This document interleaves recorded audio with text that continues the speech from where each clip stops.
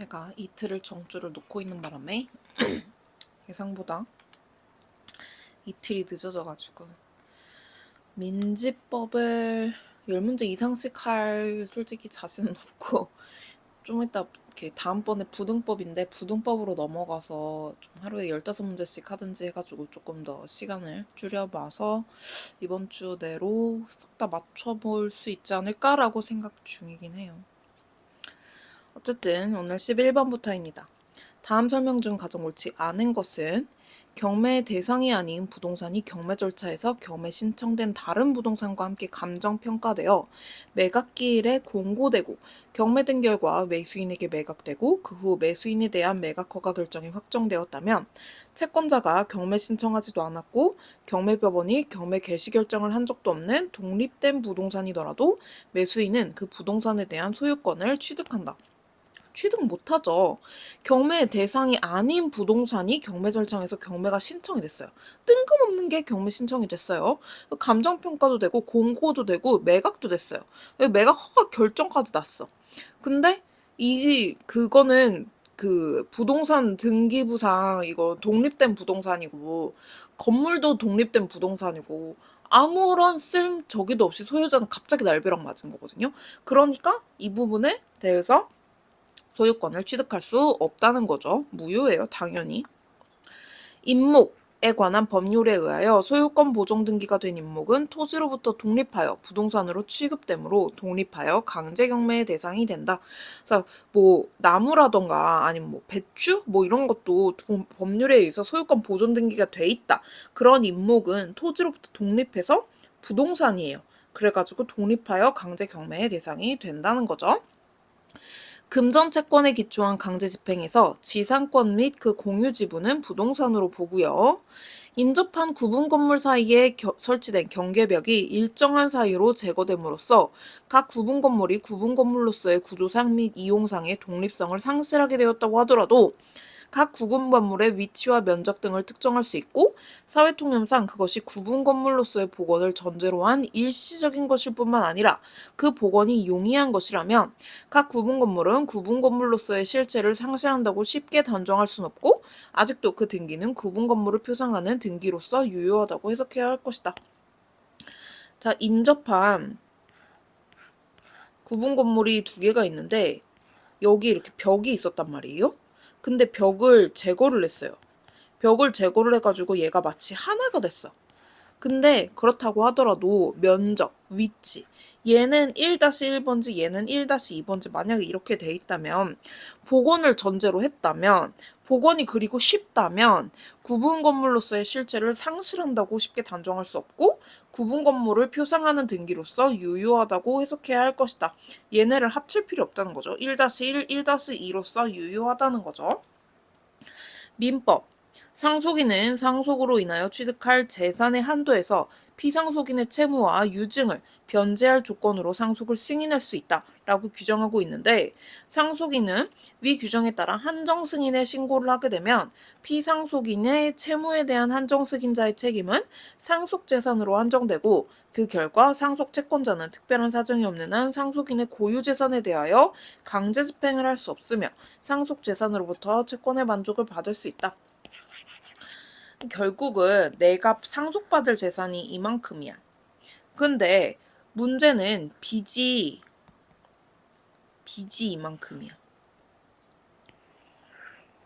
그런 경우에 나 이것만 일단 그 상속을 받아가지고 이걸로 빚을 전부 다 탕감하고 끝낼래요. 그 이상은 저도 몰라요. 이렇게 하는 걸 한정 승인이라고 하는데 상속재산으로 한정되고 그러면은 원래 이 상속인이 가지고 있던 그 재산이나 이런 거에 대해서는 저기 할 수가 없는 거죠. 그래서 강제 집행을 할 수가 없으며 상속 재산으로부터만 채권의 만족을 얻을 수 있게 되는 거고요.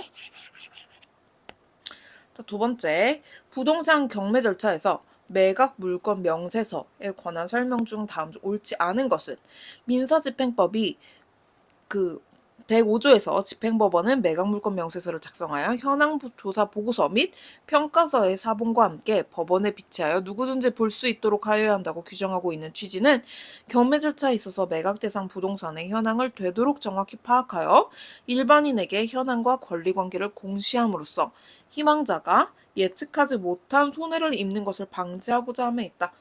기본이죠. 현황조사 보고서랑 평가서를 만드는 건 다 이런 이유고, 이거는 그냥 경매 사이트 들어가면 다 볼 수 있어요. 매각물권 명세서에는 매각에 따라 설정된 것으로 보게 되는 지상권의 개요를 적어야 된다. 지상권이 있으면 그 경매를 낙찰받을 사람이 여기 지상권 있구나 라는 걸 알아야 되기 때문에 당연히 적어야겠죠? 매각물권 명세서 작성에 중대한 흠이 있는 때를 매각허가에 대한 이의신청 사유에 해당한다. 그쵸? 흠이 있으면 이의신청 할 수 있고요. 기일입차의 방법으로 진행하는 경우 매각물권 명세서의 사본은 매각 기일마다 1주 전까지 법원에 비치하여야 한다. 법원은 상당하다고 인정하는 때에는 기재 내용을 전자통신매체로 공시함으로써 사본의 비치에 가름할 수 있다. 그쵸? 이거는 그 전자로 그 매각물권 명세서의 기재 내용을 그 전자로 올려놓을 수 있어요. 그래서 다 확인할 수 있는 거죠. 매각물권 명세서상 부동산의 표시로 등기기록상 표시 외에 미등기 건물이 있음을 표시한 경우 그것이 경매 목적물에서 제외됨을 전제로 한 것을 보게 되므로 미등기 건물을 목적물에 포함할 경우 취지를 명확히 하여 매수 희망자들로부터 그 취지를 알 수 있도록 하여야 할 것이다. 제외가 아니고 포함되는 걸로 보겠죠. 만약에 내가 집을 하나 저기를 하는데 여기에 딸려있는 그 미등기 건물, 등기 기록상 표시엔 미등기 건물이 있다고 표시를 해놨어요. 그러면 이걸 왜 표시해놨겠어? 포함되니까 표시해놨겠구나. 사람들 이렇게 생각할 거란 말이죠. 그러니까 그 포함됨을 전제로 보게 되는 거니까 목적물이 제외될 경우에는 취지를 명확히 해서 이제 사람들이 확인할 수 있도록 해야 되겠죠? 그래서 13번 형식적 경매에 관한 다음 설명 중 옳지 않은 것은 유치권에 의한 경매 절차가 개시된 유체동산에 대해서 유치권자의 승낙 없이 민사집행법에 따라 다른 채권자의 강제집행을 위해서 압류를 한 다음 민사집행법에 따라 유치권에 의한 경매 절차를 정지하고 채권자를 위한 강제경매 절차를 진행하였다면 그 강제경매 절차에서 목적물이 매각되더라도 유치권자의 지위에서는 영향을 미칠 수 없고 유치권자는 목적물을 계속하여 유치할 권리가 있다고 보아야 한다. 자, 유치권이 있어요. 애초에. 근데 유치권에 의해서 경매 절차가 개시됐단 말이에요. 근데 이게 유체동산이에요. 유치권자의 승낙 없이 다른 채권자가 강제 집행을 해서 이거를 강제 집행을 한 거예요. 행을 위한 압류를 한 거죠. 그리고 이거를 정지를 해버렸어요. 그리고 이거를 진행을 한 거예요. 그러면은 이게 진행이 됐더라도 이거는 유치권자는 갑자기 날벼락이죠. 진행 잘 되던 거에. 그래서 유치권자의 지위에선 영향이 미칠 수 없고 목적물을 계속해서 유치할 권리가 있다고 보아야 한다는 거죠.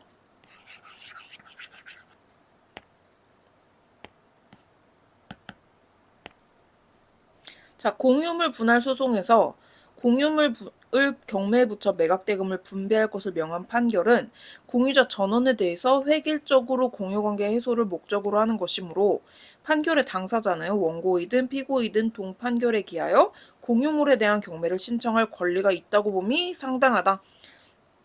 자, 공유물이 있어요. 공유물을 경매에 붙였어요. 매각대금을 분배할 것을 명한 판결이 공유자 전원에 대해서 획일적으로 공유관계 해소를 목적으로 하는 것이므로 원고든 피고든 어쨌든 이 부분에 대해선 경매 신청을 할 수 있는 거죠. 왜냐하면 경매 신청이 목적이 아니고 경매 신청을 해가지고 매각대금을 분배하는 게 목적이잖아요. 그러니까 누가 신청하든 신청하면 되는 거죠. 굳이 그런 거를 원고냐 피고냐를 따질 필요가 없다는 거죠.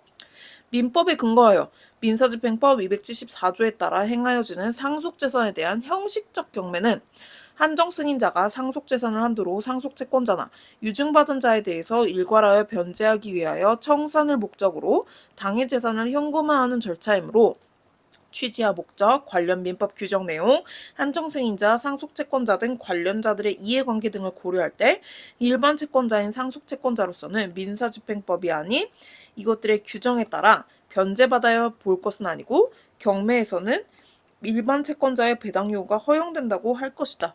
자, 민사집행법이 아닌 민법에 따라 변제받아야 한다고 볼 것은 아니고 이거는 변제 못 받는다는 소리잖아요. 따라서 경매에서는 일반 채권자의 배당 요구가 허용된다고 할 것이다. 이 문장, 두 문장 자체가 모순이에요. 그쵸? 이렇게 좀 앞뒤 안 맞춰서 내는 경우들이 좀 있더라고요. 어쨌든 이거는 상속재산에 대한 형식적 경매는 어쨌든 상속 채권자 그 상속 채권자들이 저기를 만족을 얻기 위해서 하는 경매이기 때문에 일반 채권자의 배당 요구가 허용이 될 수가 없겠죠. 유치권에 의한 경매 절차는 목적물에 대해서 강제 경매 또는 담보권 실행을 위한 강제 경매 절차가 개시된 경우에는 이를 정지하고 채권자 또는 담보권자를 위해서 그 절차를 계속해서 진행한다. 강제 경매 또는 담보권 실행을 위한 경매가 취소되면 유치권에 의한 경매 절차를 계속해서 진행해야 한다. 그쵸? 유치권에 의한 경매 절차가 목적물에 대해서 강제 경매나 혹은 담보권 실행을 위한 경매 절차 두 개가 둘 중에 하나가 게시가 됐어요. 근데 유치권에 의한 경매 절차는 이거를 일단 정지를 하고 채권자 또는 담보권자를 위해서 절차를 계속해서 진행을 하고 강제 경매 또는 담보권 실행을 위한 경매가 취소되면 유치권에 의한 경매 절차를 계속해서 진행한다는 거죠. 결론은 뭐예요? 유치권에 의해서 경매 절차가 진행이 되는데 여기에 이제 강제 경매나 혹은 담보권 실행을 위한 경매가 실행이 됐어요. 그럼 유치권 경매는 일단 정지. 그리고 얘네가 진행이 되는데 만약에 얘네가 취소가 됐어요. 취소가 됐으면 유치권 경매가 다시 진행이 된다는 소리죠. 자, 유치권에 의한 경매는 담보권 실행을 위한 경매의 예에 따라 실시한다. 그쵸? 얘도 결국에는 담보권을 실행을 위한 경매랑 비슷한 거니까 그렇게 따라 실시한다는 거죠. 자, 14번. 옳지 않은 것. 부동산 경매 절차. 부동산을 목적으로 하는 담보권 실행을 위한 경매 절차에서 그 경매 신청 전에 부동산의 소유자가 사망하였으나 그 상속인이 상속 등기를 마치지 않아 경매 신청인이 경매 절차의 진행을 위해서 부득이 상속인을 대위해서 상속 등기를 마쳤다면 상속 등기를 마치기 위해 지출한 비용은 담보권 실행을 위한 경매를 직접 목적으로 하여 지출된 비용으로서 경매 절차의 준비 또는 실시를 위하여 필요한 비용이고 나아가 그 경매 절차에서 모든 채권자를 위해 채당한 공익 비용이므로 집행 비용에 해당한다고 봄이 타당하다. 담보권 실행을 위한 경매 절차예요. 그리고 경매 신청 전에 소유자가 사망을 했어요. 상속인이 상속 등기를 마치지 않았어요. 그러면은 어쨌든 간에 이거를 이제 집행을 하기 위해서는 그 소유자가 상속인 명의로 등기가 돼야 한단 말이죠. 그래서 대위에서 상속 등기를 마쳤다. 그러면은 이 어쨌든 상속 등기를 한다는 것 자체가 이 모든 채권자들을 위해서 하는 거잖아요. 그러다 보니까 이거는 모든 채권자를 위해 채당한 공익 비용이므로 집행 비용에 해당해서 집행 비용은 가장 첫 번째로 이제 변제되는 거죠. 부동산 강제 경매 절차에서 매각을 허가하거나 허가하지 아니하는 결정은 선고하여야 한다. 그쵸? 허가하거나 허가하지 아니한 거 결정이 나야 돼요. 선고가 나야 돼요.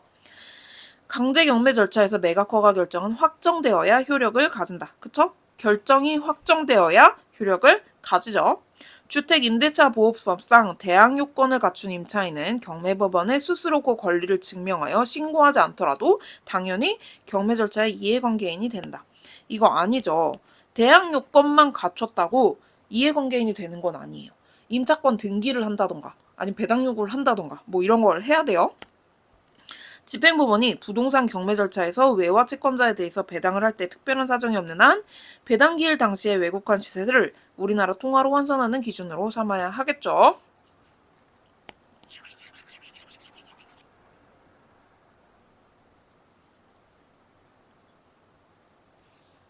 자, 15번. 강제 경매와 담보권 실행을 위한 경매에 관한 설명 중 가장 옳지 않은 것은 담보권 실행을 위한 경매 신청을 하면은 집행권원이 필요하지 않고 담보권의 존재를 증명하는 서류를 내어야 하며 담보권을 승계한 경우 승계를 증명하는 서류를 내야 된다. 담보권 실행이에요. 담보권 실행을 위한 경매 신청을 하면은 집행권원이 필요 없어요. 담보권의 존재를 증명해야 돼요. 그 대신. 그리고 이거는 만약에 승계됐다면 승계를 증명하는 서류가 필요하다는 거. 자, 가집행 선고가 있는 판결에 기한 강제 집행은 확정 판결에 기한 경우와 같이 본집행으로 상소심의 판결에 의하여 가집행 선고의 효력이 소멸되거나 집행채권의 존재가 부정된다고 할지라도 그에 앞서 이미 완료된 집행 절차나 이에 기한 매수인의 소유권 취득의 효력에는 아무런 영향을 미치지 아니한다. 판결에 기한 강제 집행은 어쨌든 가집행이라도 본집행이거든요. 판결에 의해서 가집행 선고의 효력이 소멸되거나 채권이 없다거나 뭐 이런다고 할지라도 어쨌든 진행이 되잖아요. 그래서 이게 본집행으로 넘어가게 되면 이제는 채무가 채권이 있고 없고랑은 전혀 아무런 관계없이 진행이 되는 거예요. 그래서 채권이 없다 이래도 이거에 완료가 됐다거나 그리고 소유권을 취득했다거나 이러면은 아무런 영향을 미칠 수가 없어요. 그러니까 하려면 그 전에 빨리빨리 체크해야 돼요. 채무자에 대해서 파산이 선고되거나 회생 절차 개시 결정이 있는 때에는 강제 경매나 담보권 실행을 위한 경매 신청을 모두 할 수 없고 이미 경매 절차가 진행 중인 경우에는 모두 중지된다. 자, 채무자에 대해서 파산이 선고되고 회생 절차 개시 결정이 있었어요. 이럴 때는 강제 경매나 담보권 실행을 위한 경매 신청은 할 수 없지만 경매 절차, 담보권을 위한 경매 절차가 진행 중인 경우에는 중지되지 않고 진행이 된다는 거.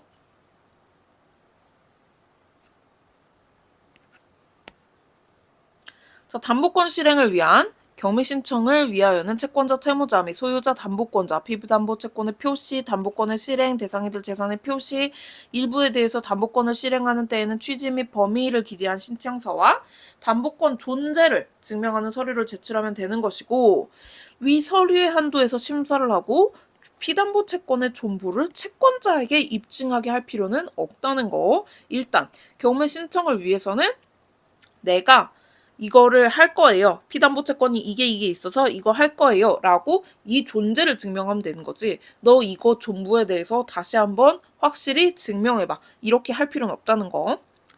강제 경매에서 집행채권의 부존재나 소멸 등과 같은 실제상 하자를 경매 개시 결정에 대한 이의 원인으로 주장할 수 없으나 담보권 실행을 위한 경매에서는 담보권의 부존재, 소멸 등과 같은 실제상의 이유도 개시 결정에 대한 이의 사유로 할 수 있다. 이것도 되게 자주 나오는 선지죠.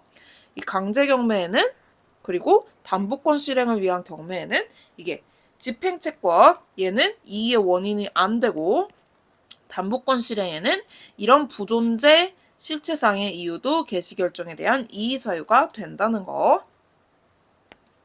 자, 집행채권의 대상에 관한 설명 중 옳지 않은 것은 강제 집행정지의 담보를 위하여 공동명의로 공탁한 경우 제3자가 다른 공동공탁자의 공탁금 회수 청구권에 대해서 압류 및 추심명령을 한 경우 그 압류 및 추심명령은 공탁자 간 균등한 비율에 의한 공탁금액의 한도 내에서 효력이 있으므로 담보공탁금을 전액 출연한 공탁자는 그 압류 채권자에 대해서 자금 부담의 실질관계를 이유로 대항할 수 없다. 자, 강제 집행 정지를 담보하기 위해서 공동명의로 일단 공탁을 했어요. 그래서 제3자가 공동 공탁자의 공탁금 회수 청구권에 대해서 압류랑 추심명령을 받았어요. 압류 및 추심명령은 공탁자 간 균등한 비율에 의한 공탁금액의 한도 내에서 효력이 있으니까 전액 출연한 공탁자는 압류권자한테 내가 돈 더 많이 냈어 라고 이거를 항의를 할 수 없다는 거죠. 자, 주임법 8조 같은 법 시행령 상임법 시행령 규정에 따라 임차인의 보증금 중 일정액을 다른 물권자보다 우선 변제받을 수 있는 금액은 압류할 수 없다. 이게 약간 그 소액 보증금 관련한 얘기죠.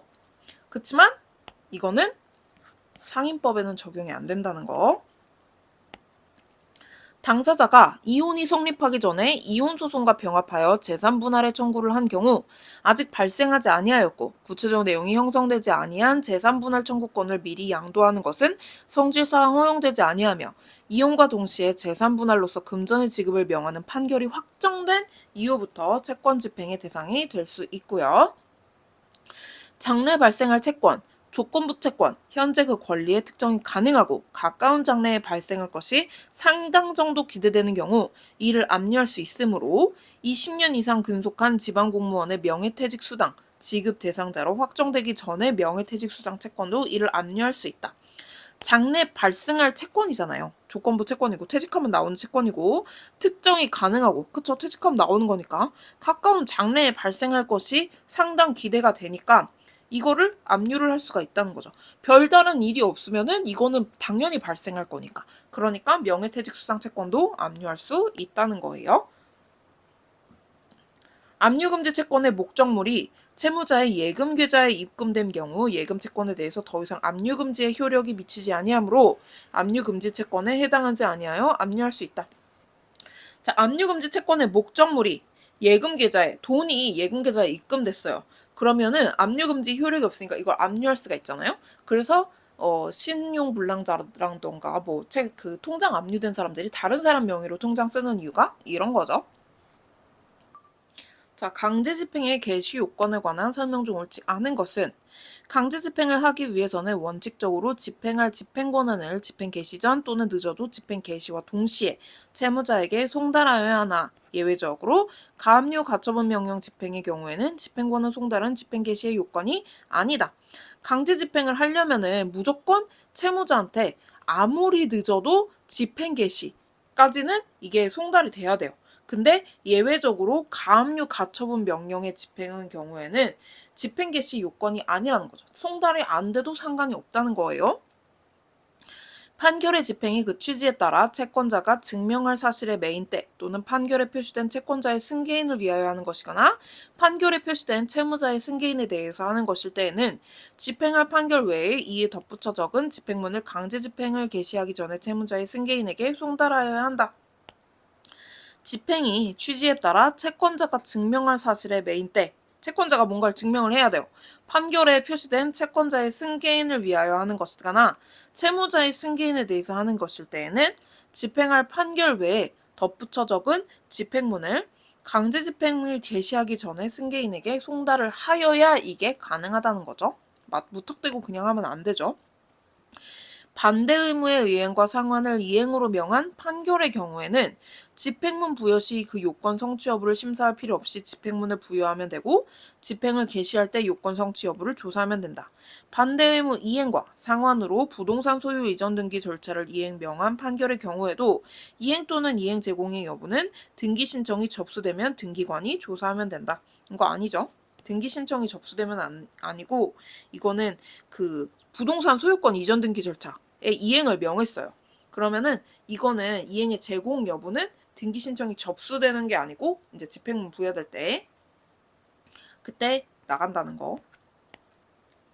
자, 대상 판결과 관련 본래 의무의 집행이 불가능한 때에 그에 가름하여 집행할 수 있는 것을 내용으로 하는 집행권한의 경우 본래의 의무가 집행불능으로 밝혀진 후 대상 청구에 대한 집행을 하기 위해서는 다시 집행문을 부여받을 필요가 없다.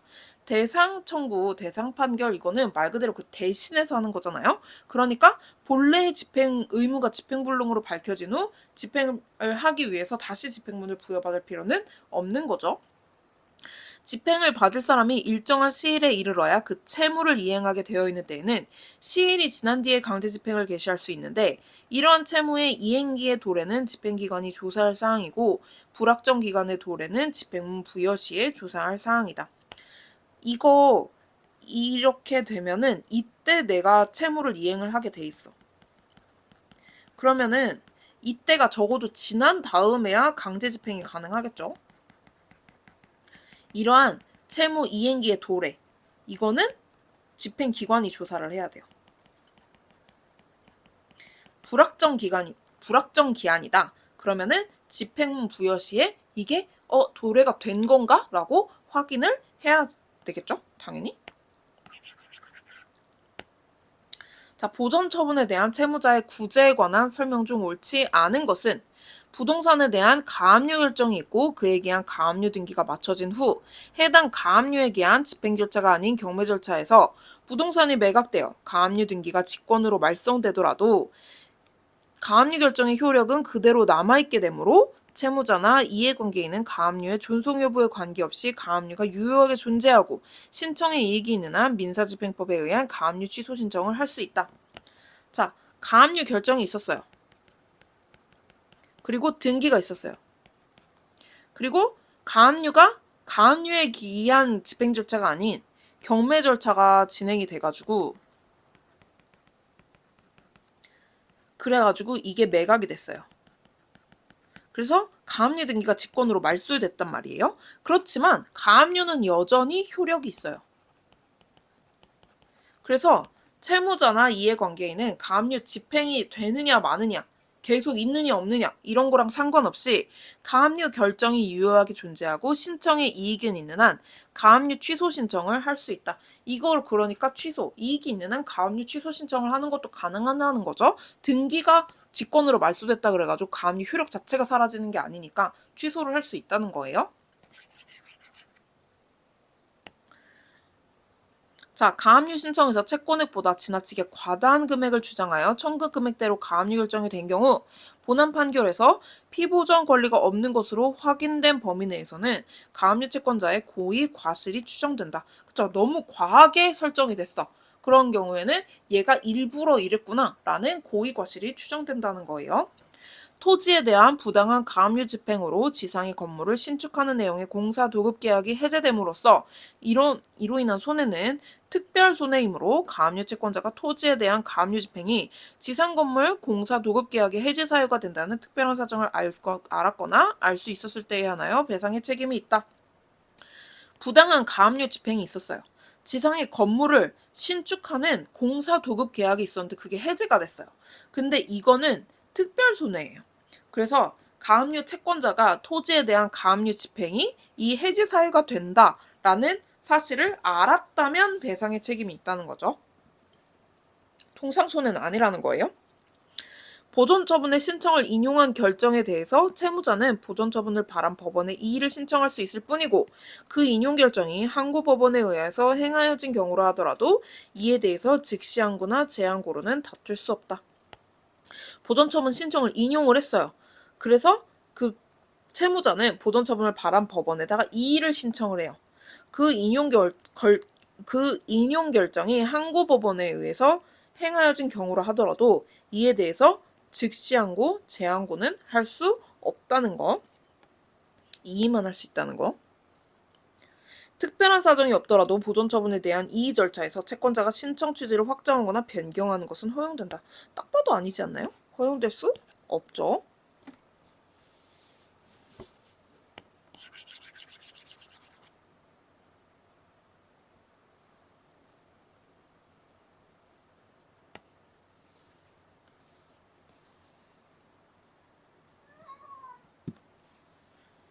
자, 집행에 관한 이의 신청의 설명 중 옳지 않은 것은 집행법원의 집행 절차에 관한 재판으로서 즉시 항고를 할 수 없는 것과 집행관의 집행처분, 그 밖에 집행관이 지킬 집행 절차에 대해서는 법원에 이의를 신청할 수 있다. 당연하죠? 부동산 경매 절차에서 집행법원은 매각기일에 최고가 매수 신고인에 대해서 매각을 허가하거나 허가하지 아니하는 결정을 하여야 하는 것이므로 집행법원이 최고가 매수 신고인이 명백한 자에 대하여 특별한 사정 없이 매각 허가 여부의 결정을 하지 아니하는 때에는 최고가 매수 신고인은 집행에 관한 이의에 의해서 불복할 수 있다. 누가 봐도 명백히 최고가 매수 신고인이 명백해. 근데 특별한 사정이 없이 매각 허가 여부의 결정을 아예 안 해요. 결정을 허가도 아니고 허락도 아니고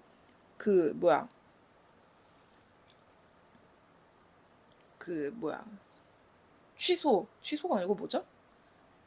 허락, 거절, 그쵸? 이거 아무것도 안 해. 단어가 생각이 나. 집행에 관한 이의에 대해서 이럴 때는 불복할 수 있다는 거.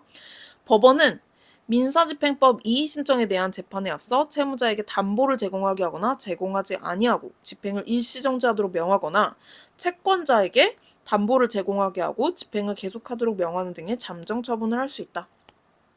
이의 신청이 들어왔어요. 그러면은 채무자한테 야, 이의 신청하는 건 알겠는데 조금 위험 부담이 있으니까 너 담보 내. 혹은 일단 담보 내지 않고 일단 오케이 알겠어 할 수도 있고, 채권자에게 야, 이거 이의 신청 들어왔는데 너 담보 좀 제공해봐. 일단 위험 부담이 좀 있을 것 같거든 해가지고 채권자한테 담보를 제공하게 하고 집행을 계속하도록 명하는 등의 잠정 처분을 할 수 있다는 거죠. 경매 절차의 진행에 관한 경매법원의 결정에 대해서 집행에 관한 이의를 신청하려면 원칙적으로 그와 같은 경매법원의 결정에 대해서 법률상의 이해관계를 가져야만 할 것인 바, 장차 경매 절차에서 응찰할 예정이라는 사유만으로 법률상 이해관계를 가진다고 할 수 없어 이의를 신청할 적격이 없다 할 것이다. 그쵸? 이러면 개나 소나 다 이의 신청할 수 있게 저 다음번에 거기에 응찰하려고 했거든요? 그러니까 이의 신청 받아주세요. 이럴 순 없잖아요? 집행에 관한 이의 신청은 집행관이 실시하는 기일에 출석하여야 하는 경우가 아니면 서면으로 해야 한다. 이런 문제 가지고 이제 커트라인을 조정을 하는 것 같은데 진짜 치사하죠. 집행관이 아니고 집행법원이에요. 내가 이런 걸 어떻게 외워? 자, 전부명령에 관한 설명 중 옳지 않은 것은 개인회생재단에 속하는 채권에 대한 전부명령이 확정되지 않은 상태에서 개인회생 절차가 개시되고 이를 이유로 전부명령에 대해서 즉시 항고가 제기된 경우 항고법원은 다른 이유로 전부명령을 취소하는 경우를 제외하고는 항고에 관한 재판을 정지하여야 한다.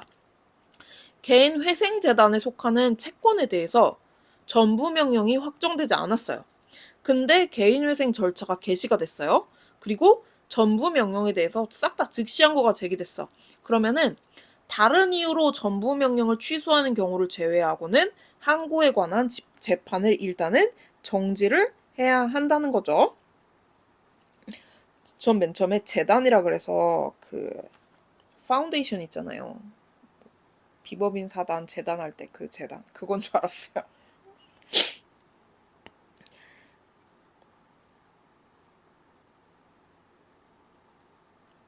자, 압류 및 전부명령에 대한 항고재판 진행 중 채무자가 신청하였던 개인회생 절차가 채무자의 개인회생 신청 취하 등을 이유로 폐지되었다면 항고법원은 다른 사유가 없는 한 항고심을 진행하여 그 항고를 기각하여야 하고, 채무자가 새롭게 신청한 개인회생 절차가 다시 개시되었더라도 마찬가지이다. 아니죠. 압류하고 집행법원에 대한 항고재판 진행 중 채무자가 신청하였던 개인회생 절차가 취하 등으로 폐지됐어요. 그러면은 다른 사유가 없는 한 항고심을 진행하여 그 항고를 기각하고 신청한 개인회생 절차가 다시 개시되었더라도 마찬가지이다. 항고심을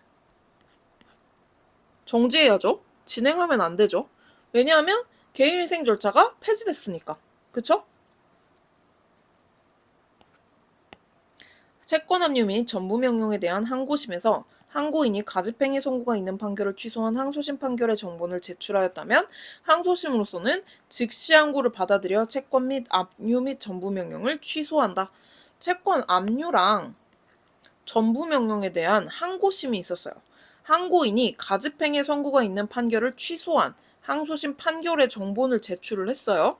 항소심으로서는 즉시 항고를 받아들여 채권 및 압류 및 전부 명령을 일단 취소를 해야겠죠. 압류랑 전부 명령이 압류 전부 명령에 대해서 이제 이게 원심으로 갔다가 이제 항고심이 있는 거잖아요. 그럼 누군가 항고를 했을 거 아니에요? 항고인이 가집행위의 선고가 있는 판결을 취소한 항소심 판결의 정본을 제출을 하였다면 가집행 선고 판결 취소가 난 거죠. 취소가 난 거예요. 그러면은 항고심으로서는 이 즉시 항고를 받아들여 채권 압류 및 전부 명령을 취소를 해야 된다는 거죠. 이거 취소한다고 저희가 올라왔으니까. 저당권에 기한 물상대위권 행사를 위해 압류 및 전부명령을 발령받을 때 그 기초가 된 저당권의 피담보채권의 부존재를 확인하는 취지의 확정 판결 정본이 항고심 또는 재항고심 계류 중에 제출된 경우에도 채권 압류 및 전부명령을 취소하여야 한다. 저당권에 기한 물상대위권 행사를 위해서 압류 및 전부명령의 그 발령을 받았어요. 근데 그 기초가 된 저당권의 피담보 채권이 부존재가 한다는 취지의 확정 판결 정본이 항고심이나 재항고심 계류 중에 제출이 됐어요. 그러면 당연히 취소가 돼야 되겠죠? 그 저당권에 그 피담보 채권이 없다고 하니까. 전부명령이 제3채무자에게 송달될 당시에 압류 등의 경합이 있으면 전부명령은 무효이고 후에 경합된 압류나 가압류 또는 배당 요구 등의 효력이 소멸된다고 하더라도 전부명령의 효력이 되살아나는 것은 아니다. 송달될 당시에 압류 등의 경합이 있었어요. 그러면은 전부명령을 튕겨 나가죠. 이제 이미 경합이 되고 있는 상태잖아요. 경합된 압류나 가압류 또는 배당 요구 등의 효력이 소멸을 했다고 하더라도 튕겨나간 전부명령의 효력이 되살아날 수는 없다는 거